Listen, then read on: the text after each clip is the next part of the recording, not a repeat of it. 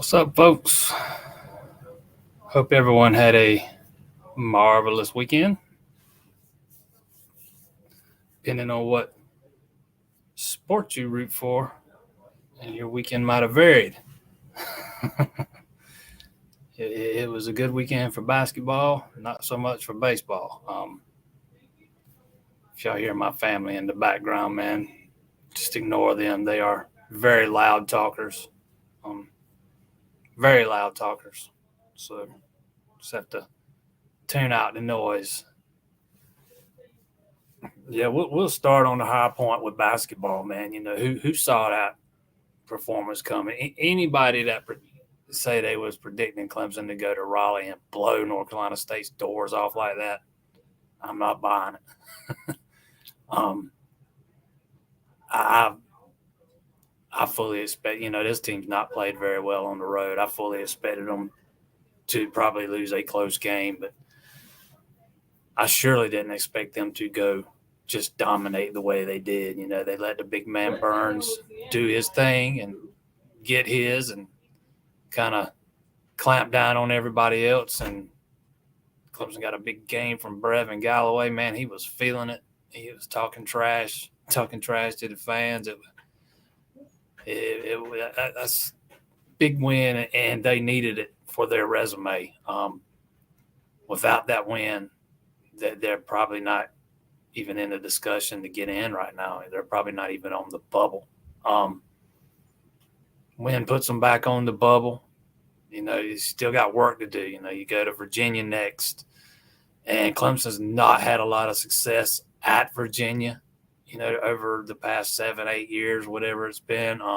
Did win up there last year, though. I think it's the only time in the last 7 or 8 years. They won up there in Virginia last year by like 17 points.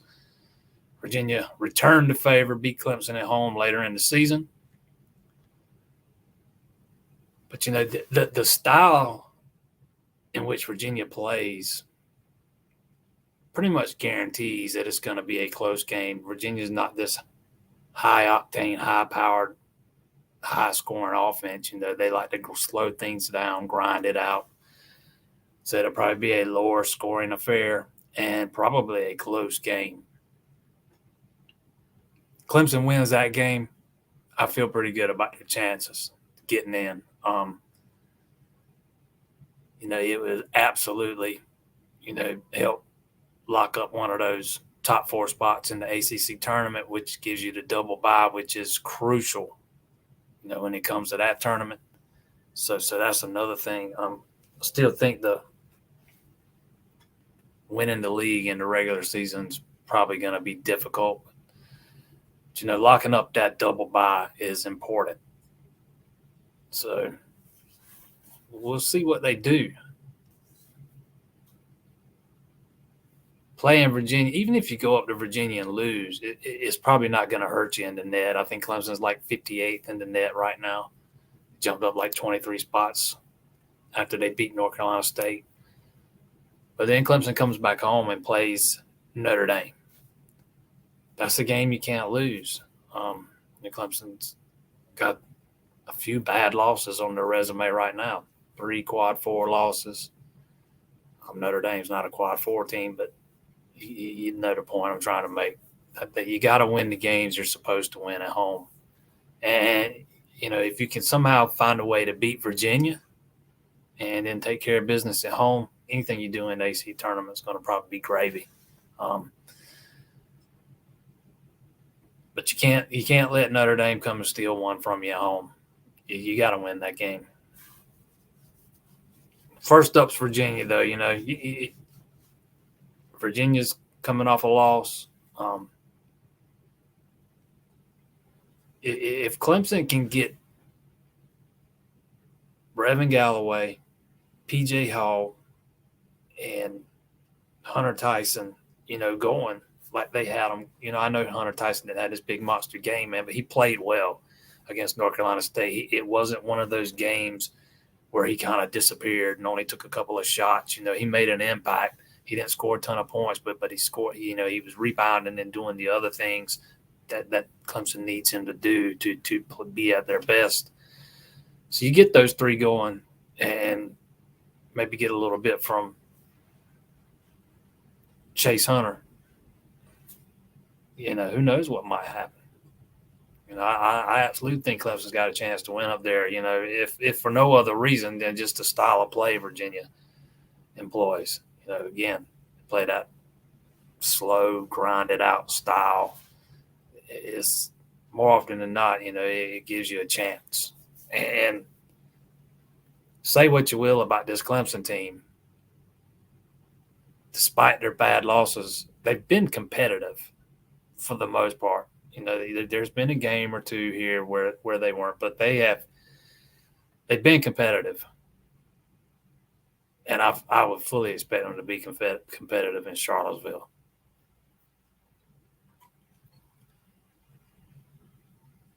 Sitting here today, I think they're probably going to get in. So we'll see. But I like their chances much better now that they beat North Carolina State. Again, jumping up 23 spots. I think they're 58th in the net last time I looked. I don't. Anybody that follows me knows I think the net's trash. I don't pay a lot of attention to it. Not that. I mean, it's fine if you want to use it as a predictive analytical tool. I think it's trash when it comes to being used as the primary tool to determine at-large berths and seedings and that kind of thing. It, to me, is still too similar to the RPI, and it's more about who you play. Because I think Clemson could probably go up to Virginia and lose and might move up. I think that's a distinct possibility.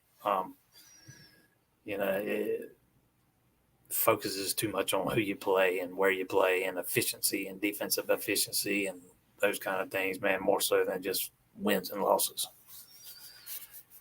Anyways, we talked about the net last week. We're not going to bog down in that again. We'll move on to some baseball. And this was a disastrous weekend. Disastrous. A dreary weekend in Clemson. Probably not the way Eric Bakich envisioned his tenure getting started when you look at the schedule and see Binghamton and UCF as your first two weekend series. And make no mistake, that UCF team, that's a very good baseball team. I'm not saying they are great. I'm just saying that's a good baseball team. They played very well all weekend. They did the little things you need to do to win baseball games. Clemson did not. We saw some of the same things that have hurt this team under the previous coaching staff, some untimely errors. You go back to the opening weekend against Binghamton. Clemson wasn't walking guys. They were walking more guys this weekend, hit a lot of batters. I think it was 8 or 9 batters they hit over the weekend.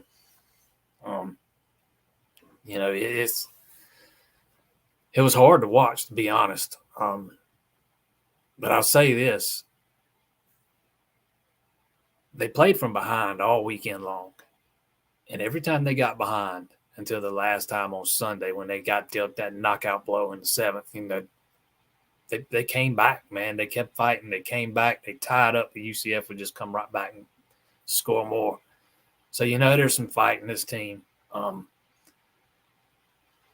Do think Clemson's got to get some guys healthy on the pitching staff. I'm sure if you follow the baseball team, we just saw Billy Barlow for the first time Sunday through the 9th.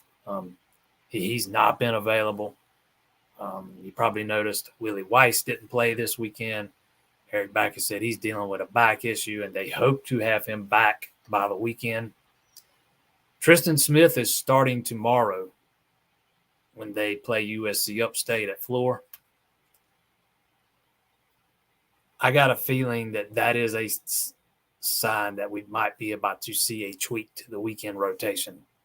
I don't think after watching Jay Deal the last 2 Sundays, I don't think he's quite there yet. I don't think he's ready to be a weekend starter. I think he still needs a little more development. So we'll see if they make a tweak to that weekend rotation. I think one's coming.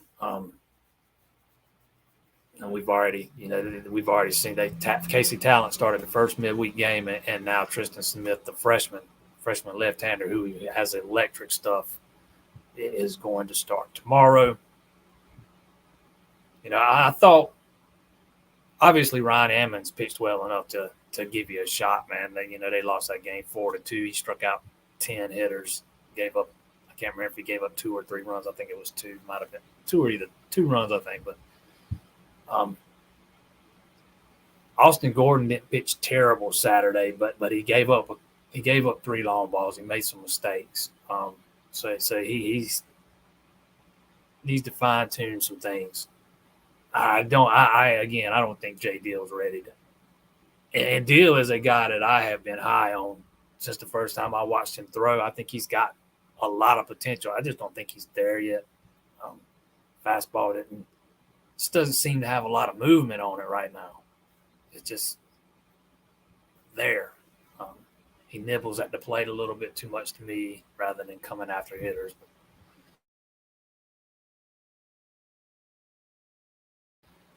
But they got to be better in the field too. They made some costly mistakes in the game Saturday and game 2, and then one huge mistake in that one yesterday. The throwing error by Ty Olenchuk on the bunt. He airmailed the throw with 2 outs, bases loaded. 7th inning, bases loaded, no outs. You go bring in Ty Olenchuk. He strikes out 2 guys. You look like you might be about to get out of that inning with no damage, and UCF lays down a drag bunt with 2 outs, and Olenchuk fields it, running to his right, turns around and airmails the throw, 2-run score. Then he gives up. He eventually gives up 2 more. He scored 4 in that inning, 5 in that inning actually, and all 5 were unearned runs. 5 unearned runs in that game, and that is not the recipe for success. That is, you could listen to Eric Bakich after that game, and he was not happy with the way that team played. He was he flat out told us after the game last night the coaching staff was going to meet from 9 to 1 today, and they were going to address specific needs that needed to be addressed right now to get better right now. For me, one of those things is hopefully getting Billy Barlow back and getting Weiss back. Obviously, Barlow's got to be close or he wouldn't have thrown at all Sunday. How close he is to being stretched out and ready to start, I don't know. Again, he threw an inning yesterday, and what was the equivalent to trash time in a football game. That's a guy that started several games for you last year and was an effective starter for you for the most part. He's experienced. He's been there. He's done it. Get him back sooner rather than later. Get Weiss back on the back end of that bullpen because they were having to use some guys this weekend. Not saying they wouldn't be using them, but they are using them more often than I think we would otherwise see. Like tie game Saturday, and they brought in the freshman. I think it was Joe Allen maybe that they brought in with the game tied late. Can't remember. It was one of the freshmen they brought in. I can't remember off the top of my head, but if Willie Weiss is not hurt, that's probably who you're going to in that spot. So get a couple guys back healthy. Hopefully, they'll have those guys this weekend. South Carolina coming up. If South Carolina's off to a hot start, not sure they are as good as their rankings suggest or their first weekend made them look.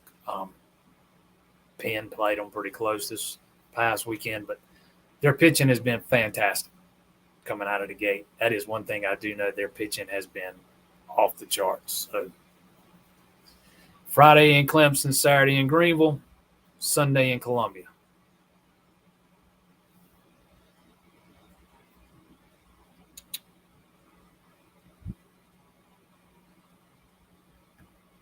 Yeah, they need to get something figured out by this weekend, no doubt.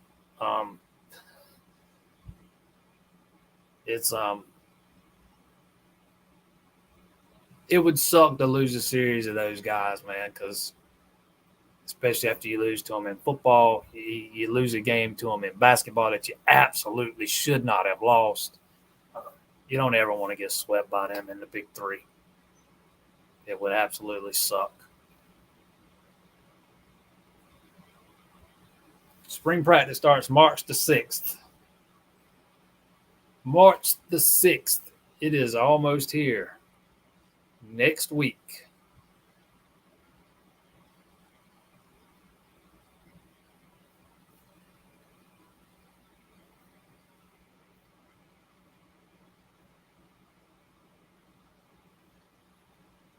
All right, let's see what we got here.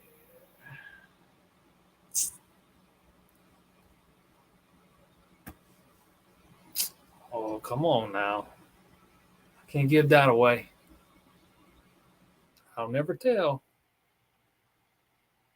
Now, in all seriousness, I'm not here to spoil any guy's announcement, man. If I think a guy's going to announce and I think a guy's committing to Clemson again, if you weren't here when I talked about this before, I got a little thing I do that I started doing on Twitter and on Facebook, and it kind of caught on where I throw out a pair of shades or something when I think a commitment's coming in. And when I do that, I'm not making a projection, like you see the guys at 24/7 do. I have reason to believe a commitment is coming based on conversations I have had with people. It's not in other words, it's not a feeling or something I think is going to happen.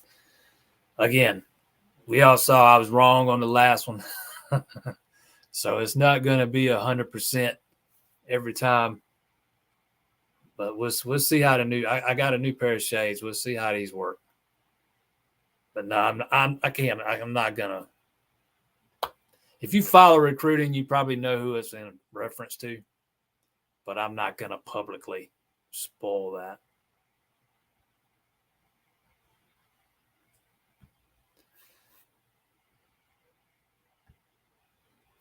Yeah, I think UVA does have two bad ones in a row.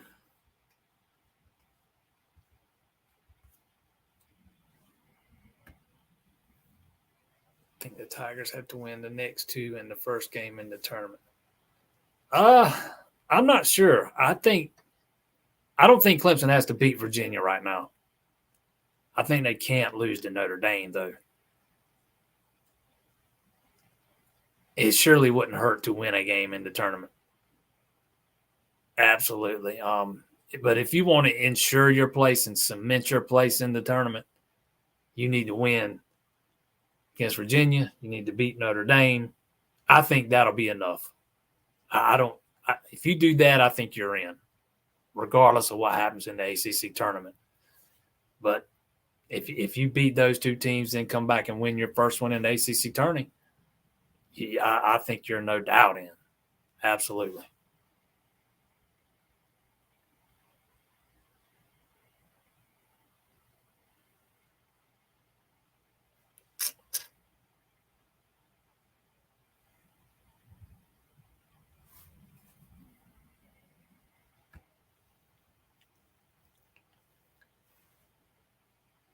No, I agree with this. Every time you come back and tie it right back up or take a one-run lead and your pitching comes out and gives that lead right back up, man, you do that enough and it's going to take the wind out of your sails. You just can't do that. It's going to happen sometimes, but you can't have it happen repeatedly, and we saw that happen repeatedly. Maybe half a dozen times over the weekend. UCF would jump out to a lead. Clemson would come back, tie it up, or in one case, take a one-run lead. And then the next inning or the inning right after, UCF would score another couple runs and jump right back out on top. And it was kind of rinse and repeat. And, after a while, you're not going to get up. We saw the knockout punch in the seventh yesterday.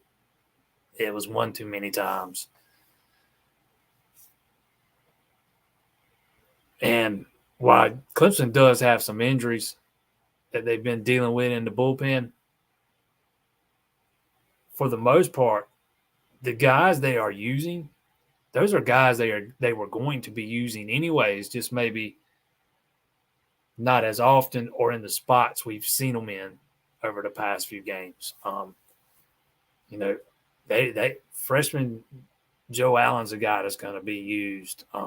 B.J. Bailey, the transfer, he's going to be used. Ethan Darden's a guy that's going to be used. Those guys, they're going to get opportunities, but I think we saw a little bit more of them than we otherwise would have. I also think what happened this weekend will probably benefit this team in the long run. It'll probably make them better, but it probably leaves a very sour taste in their mouth currently. Don't see Clemson get swept at home very often. Hasn't happened since May of 2021. And the 4-3 start, I think, is the worst since 2003.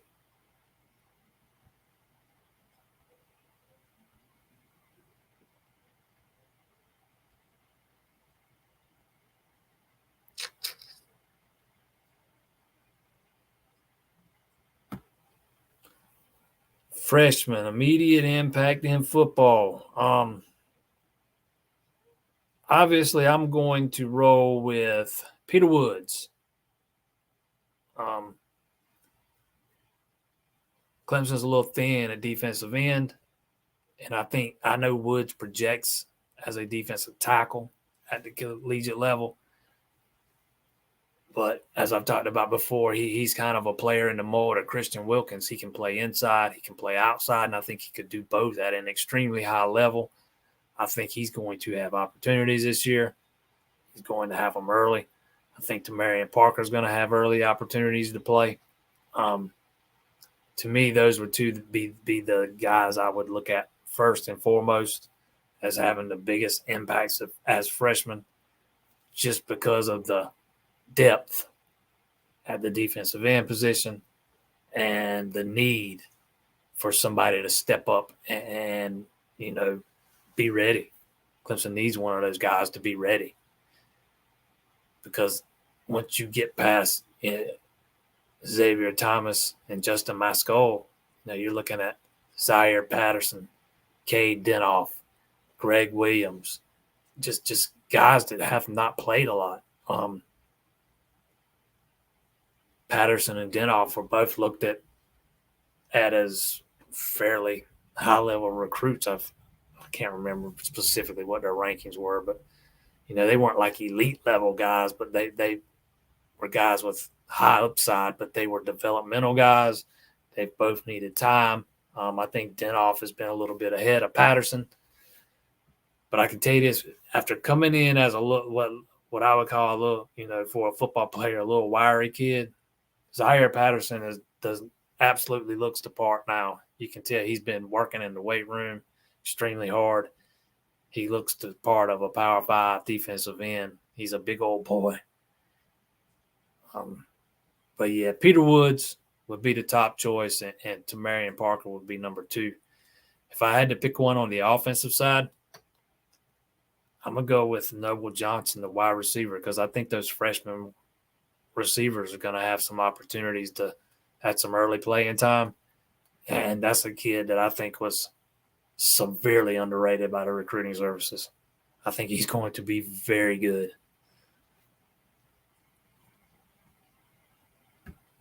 Blake Franks. Still no word on when we're going to get a decision out of him. He's kind of gone radio silent on everybody here. He hadn't even tweeted anything out in a while. Have been told that the coaches are trying to get him back to campus for another visit during the spring, in an early part of the spring, before he makes a decision. So I know he's considered a strong lean to the Gamecocks or whatever right now, but sounds like the staff still feels like they got a shot with him. Again, like I've said before, depending on who you talk to, you get a different answer when it comes to him.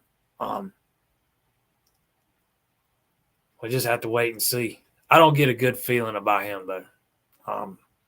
I just don't get a good vibe off of the feeling surrounding this thing.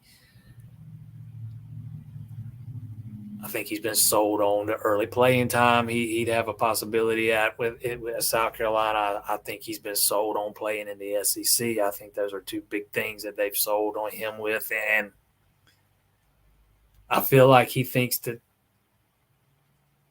South Carolina Clemson has a way they go about recruiting kids. Like I said before, they don't blow up kids' phone 2, 3, 4 times a day, every day of the week. Some other coaching staffs do that, and it'll make you. I've been told that it kind of makes him feel like he's not been recruited as hard by Clemson as South Carolina has recruited him, and it's just the way he feels about it, and it is what it is.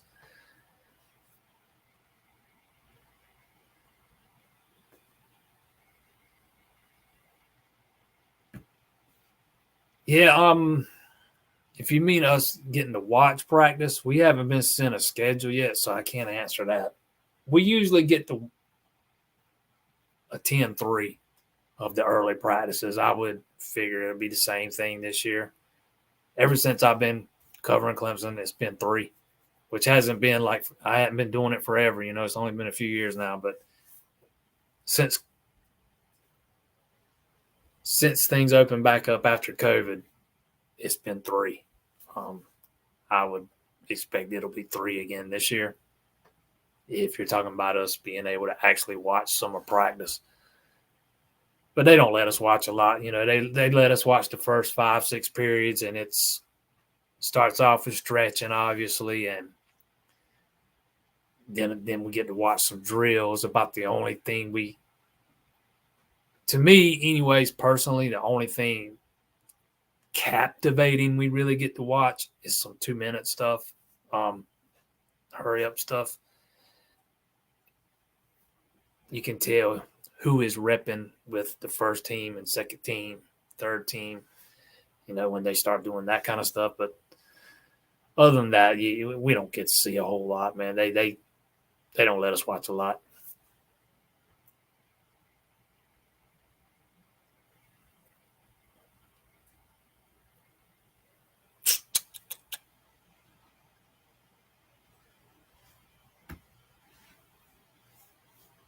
No, I didn't expect Clemson to start out 4-3 either. I'll be honest, I did not. I honestly didn't know really what to expect, but my expectations for Clemson baseball every season is to make the tournament, first year head coach or not. This team should always have enough talent to be able to make the tournament. So that is my expectation, year in, year out, and I get it. It's a transition year under a new head coach. So maybe you kind of waver on those expectations a little bit. But when you look at the schedule before the season started, no, I did not. If you'd have told me they were going to be 4-3 after 7 games and got swept by UCF, I probably wouldn't have believed it. Coming in, if there was one thing I thought I knew about this team after watching some practices, watching some scrimmages, and then, after watching them last weekend, I thought they were going to be very fundamentally sound. Very good defensively. And we saw they're vulnerable in some spots there over the weekend. Well, maybe that's not the right way to say it, but they've got some things still to work on when it comes to their defense. I think they made 3 errors Saturday. Might have only made the 1 yesterday, but the 1 was a big one.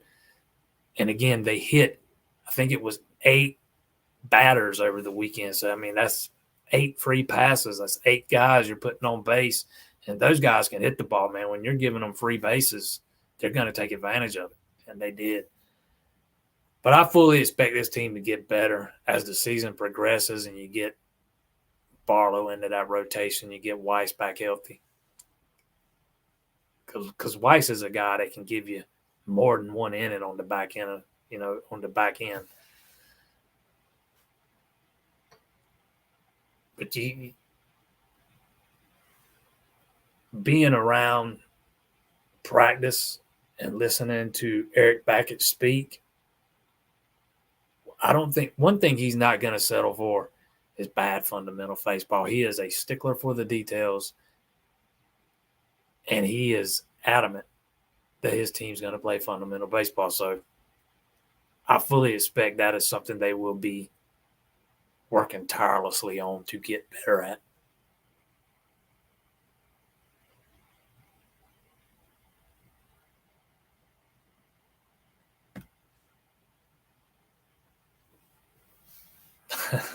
I was wondering if I was going to get asked about this tonight. I started to put it in the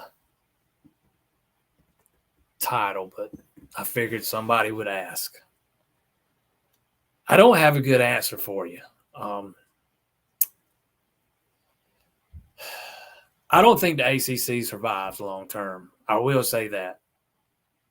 I don't see any way they can. There's such a revenue, or there's going to be such a disparity when it comes to the television revenue. I mean, it's just not feasible long term. You can make it work for a little while,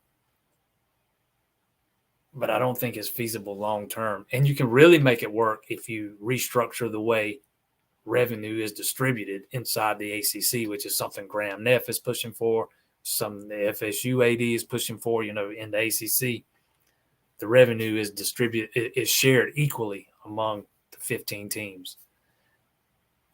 It doesn't matter that Florida State and Clemson are responsible for a large portion of that television revenue. It's still distributed out equally to teams like Wake Forest, who don't draw big TV numbers, or Virginia, another team doesn't draw big TV numbers. And that's some changes that they are looking at making right now. And I think that's putting a Band-Aid on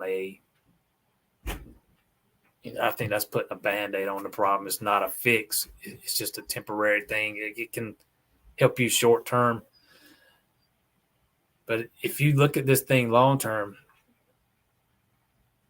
SEC, Big Ten, they're both about to get new television deals. They'll be making $30, $40 million more than what ACC teams are making annually. But they'll also get a new TV deal, a second one, before Clemson's expires in the ACC, before the ACC gets to redo theirs in 2036. So that revenue gap would grow again come 2030, 2029, 2030, somewhere around there. And it would probably grow substantially, probably go from being a $30, $40 million gap to 60, I don't know, under the current landscape. I think we're heading towards two super conferences right now, obviously, Big Ten, SEC. I don't think either of those are done expanding. I have been told that the next time the SEC expands, chances are they are going to expand into North Carolina and Virginia. That's ACC territory. Those are ACC teams. If you're expanding there, you're talking about ACC teams. So if I am to believe what I've been told, and I believe it, I trust this source, the SEC has every intention on plucking some ACC teams away. Now the question becomes when and how you go about doing it, because I know a lot of people saw the quote from the FSU AD about the $120 million buyout fee, which what he said was the exit fee would be about 3 times their operating budget, which comes out to approximately $120 million. What that doesn't include is the grant of rights. The grant of rights is separate from that exit fee. All ACC teams have signed on and agreed to this thing. And it says if you leave the conference, you leave your television rights to the conference through the year 2036. So that's 13 more years. So if you take what Clemson gets every year from the ACC's deal with ESPN, multiply it times 13, that's upwards of $500 million. Now, there's an old saying that all contracts are made to be broken. That most contracts have loopholes in them. You know, I've seen a copy of the grant of rights. I'm not a lawyer. It's hard for me to understand a lot of it because it's a lot of legal mumbo jumbo. But there are a couple of vaguely written things in there that might be challengeable in a court of law. I don't know. Again, I'm not a lawyer. And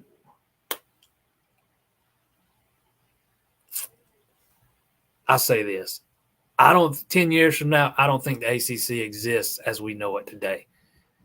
If it exists, it's made up of a handful of teams, and it's no longer considered one of the major college football conferences. I don't think Clemson will be in it. I don't think Florida State will be in it. I don't think Georgia Tech will be in it.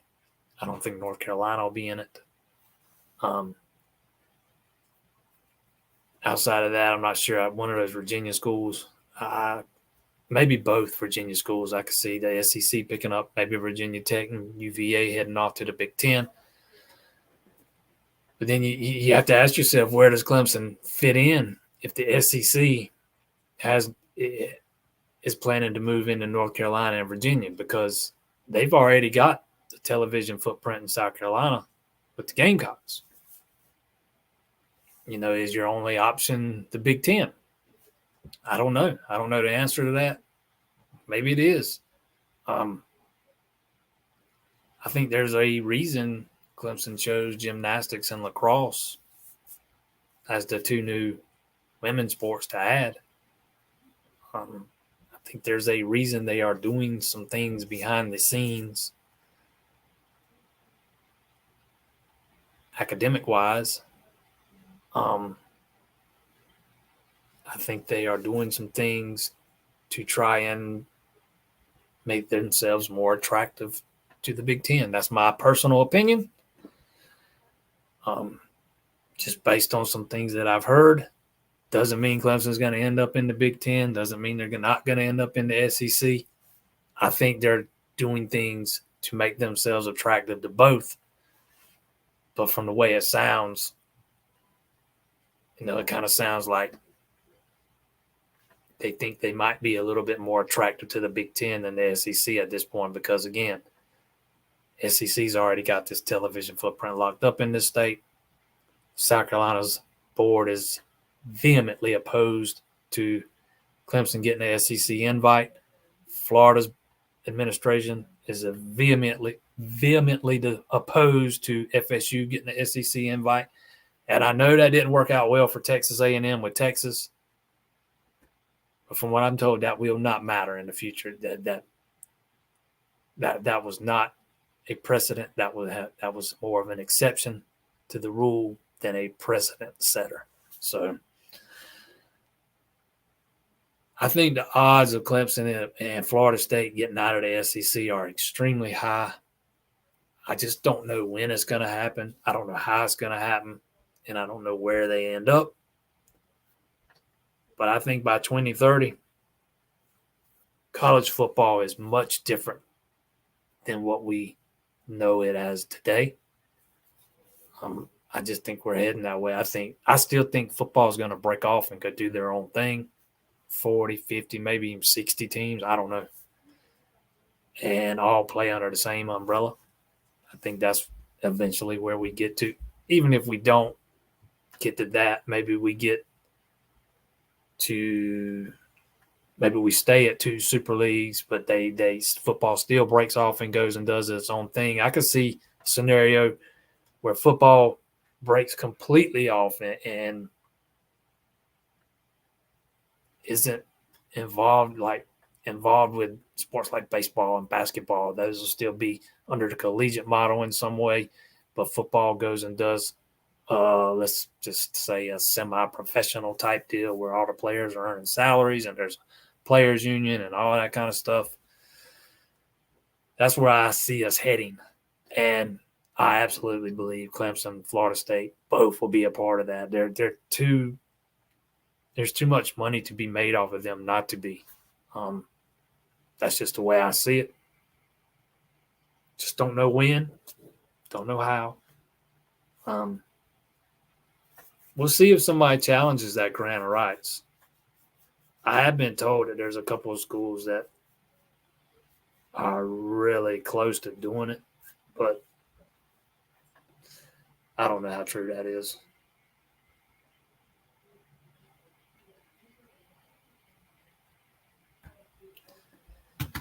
Keep the gate locked to the hill. Hey, they didn't break in there. We're talking about the UCF players running down the hill at Clemson and filming it, putting it on social media. Number one, I'll say this. You don't want to get trolled.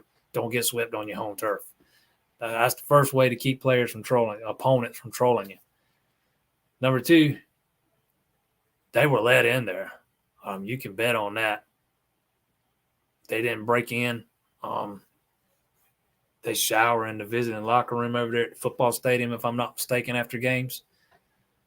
I would venture a guess. I would say they were probably even escorted out there.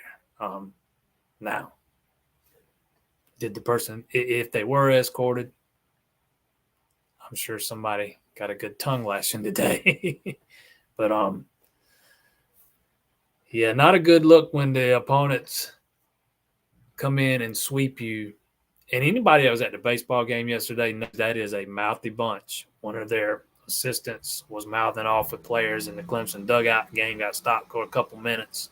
Both teams were issued warnings.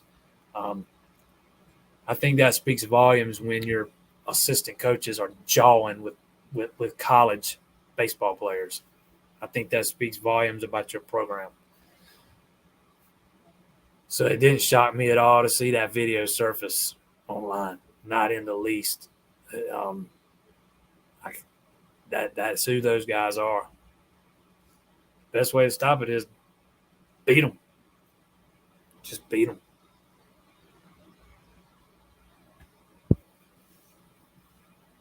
Yeah, Patterson had his senior season canceled. It's kind of the same deal with Tristan Lee.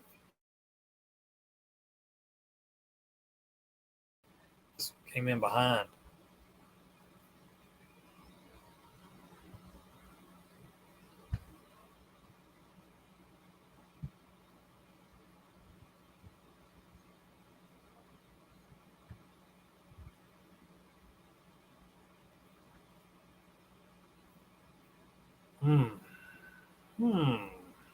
Who is my favorite of the offers?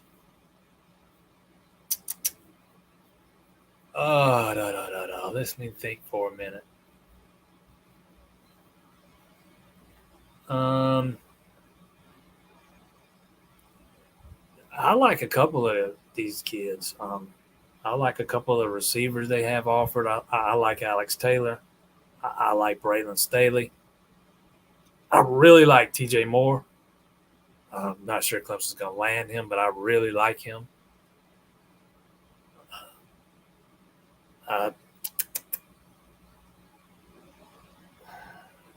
Sammy Brown will be the biggest name you have a realistic shot of signing the top linebacker in the country.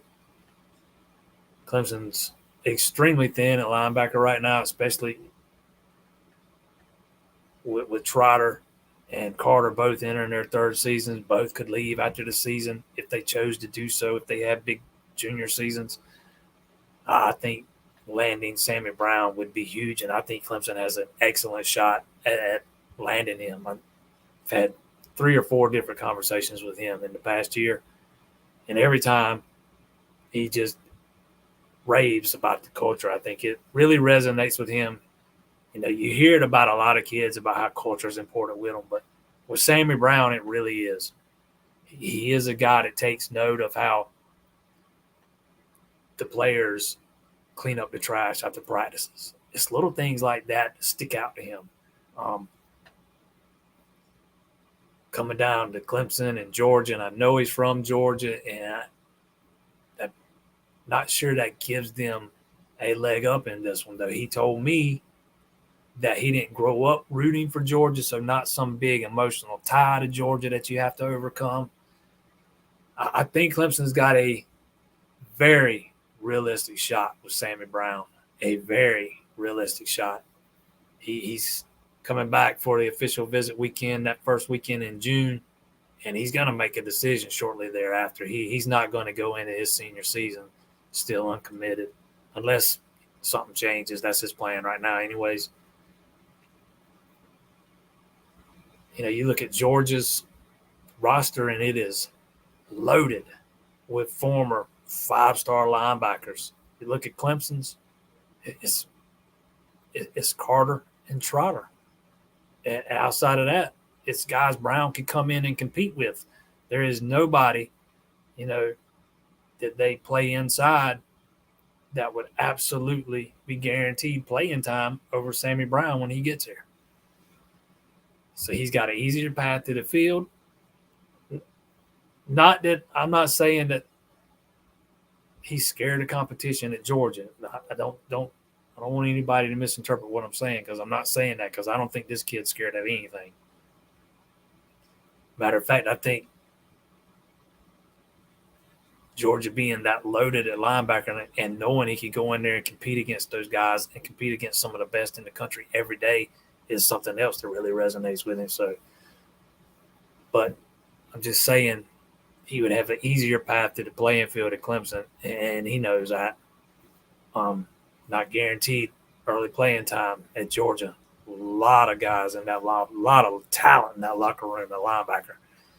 But I'm going with Sammy Brown here. He's the biggest name, and they absolutely have a realistic shot at signing him. I think they got a realistic shot at signing Mike Matthews, another five. I think he's a 5-star, but he's a top 100 kid. He's an athlete. Clemson's been kind of recruiting him as a safety. At the Under Armour event yesterday in Georgia, he worked out at receiver. A lot of schools recruiting him as a receiver. Let me put it like this: Clemson, if he wants to come to Clemson and play wide receiver, he would be welcomed with open arms.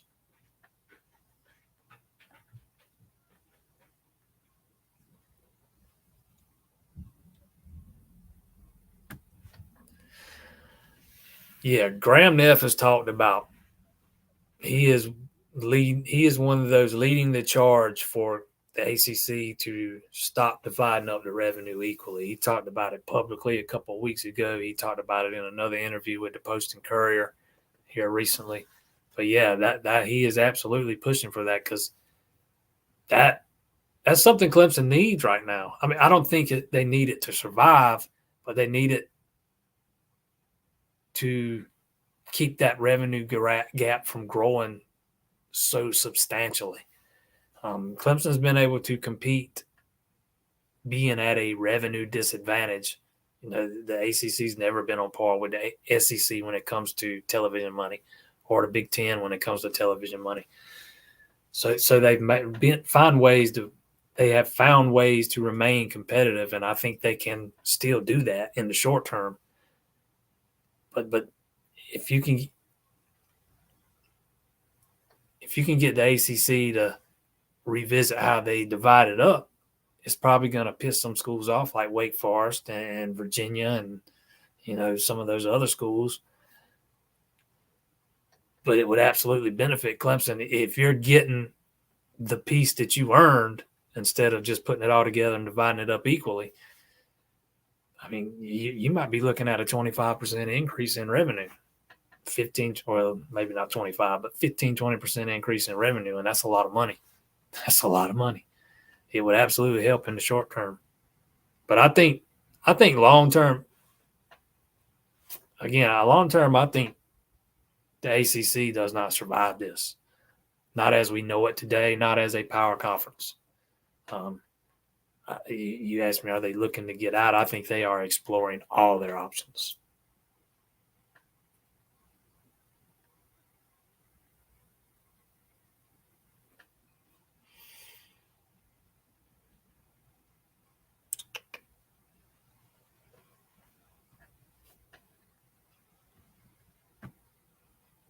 Is there any teams the ACC could get, or you can add anybody, and that gives you grounds to reopen negotiations. But the problem is, you can't just add anybody, because if you go out and add a App State or somebody like that, you're probably going to end up losing money on that deal. They don't move the needle enough. It would have to be a team like Notre Dame, not to get the contract and renegotiated, but because it's going to take a brand like that to generate more revenue to close the gap. It's going to take just say Notre Dame, Penn State, some kind of name brand like that. You can go out and poach a couple schools and probably get your television deal reworked. But if you go out and poach I know UCF's headed to the Big 12, but let's say they weren't. If you go out and poach a UCF and App State, they don't bring a lot of value. They don't add a lot of value to your television deal. Not that much. If ACC teams are getting $30 million a year, if you're going to bring in another school, you better bring in one worth $30 million a year just to break even. Hypothetically, that's a simplistic way of putting it.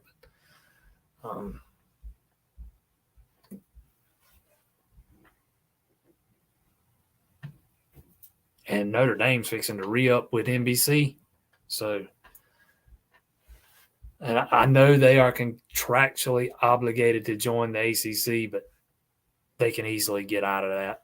There's a buyout clause in there. They're not handcuffed by the grant of rights like the other ACC teams are.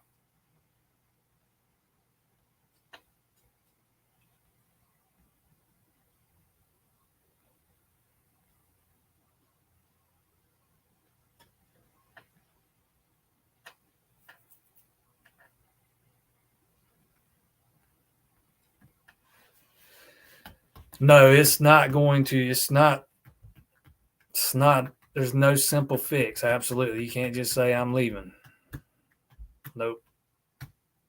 It's an extremely complicated deal. And I was talked to some people over the weekend that saw that $120 million buyout thing being thrown around after what the FSU AD said, and thinking that they could just pay $120 million and get out. And that's just not the way it works.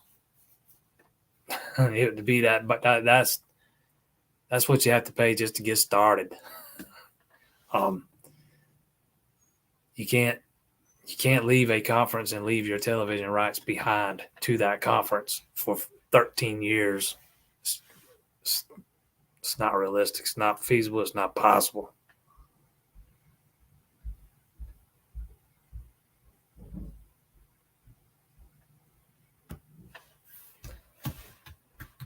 The next guy to commit to Clemson on the defensive side, I have no idea. I don't know. I have no idea on that one. I can't answer that.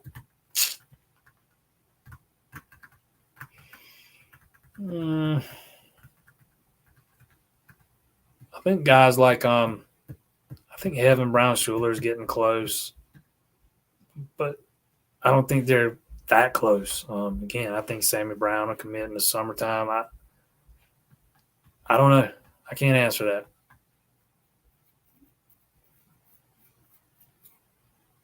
I don't think Drew Woodaz is close to committing yet.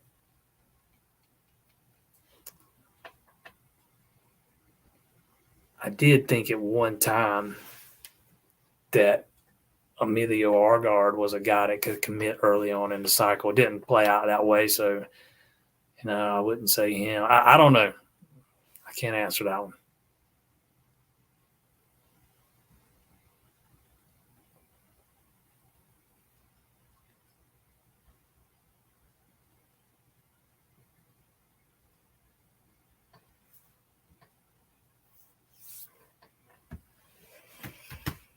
Yep, that's where I think we're going. I think we're heading to some kind of breakaway where football goes and does its own thing. And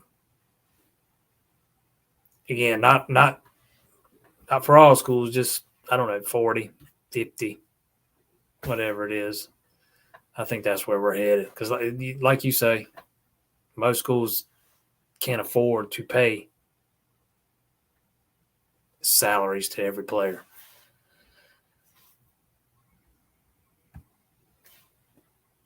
Swap our Charleston Southern game for UCF. They have Villanova.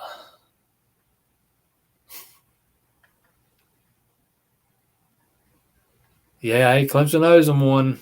That's for sure. Clemson owes them one after this weekend.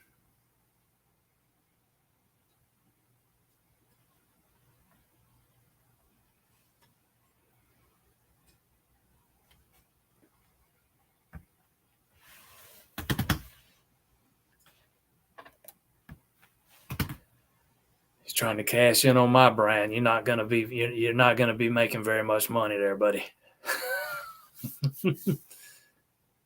Save yourself some time. Yeah, the Murdaugh thing, that's not too far from where I live, and I have not watched one day of it and kept up with it at all, so I can't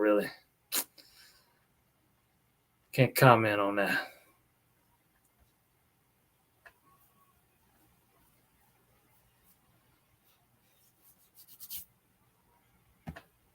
Notre Dame's fixing to get a new deal. They're going to stay independent.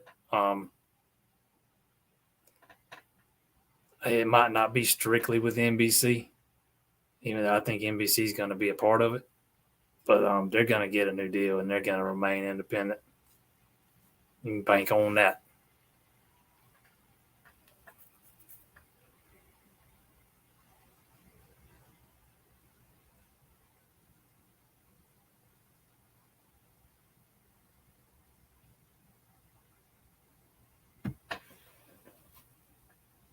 There you go.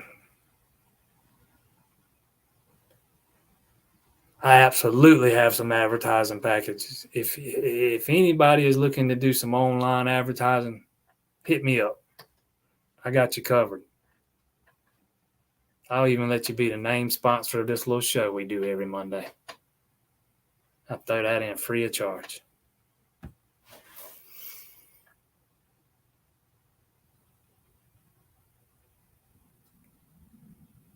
I very much appreciate that. I would I will come give your Tiger Cave my blessing anytime if I can work that out. I don't remember if you told me in the past where you live or not. If you did, I forgot.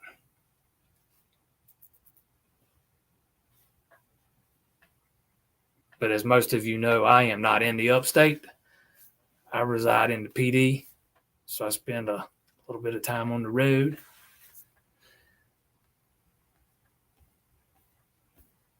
All right, I think we just about hit everything. No, I don't have any update on Troy Stellato. With spring practice about to start, I imagine we'll get one here soon, though.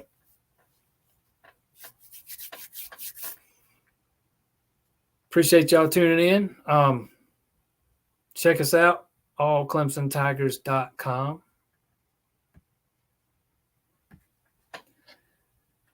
Especially with spring practice about to start. You know me, I'm a baseball guy. We'll have you covered on the baseball. Vandervort's got you covered. Brandevort and Brad's got you covered on the basketball. All my recruiting stuff goes there. allclemsontigers.com. And until next Monday, appreciate y'all tuning in. Talk to y'all next week.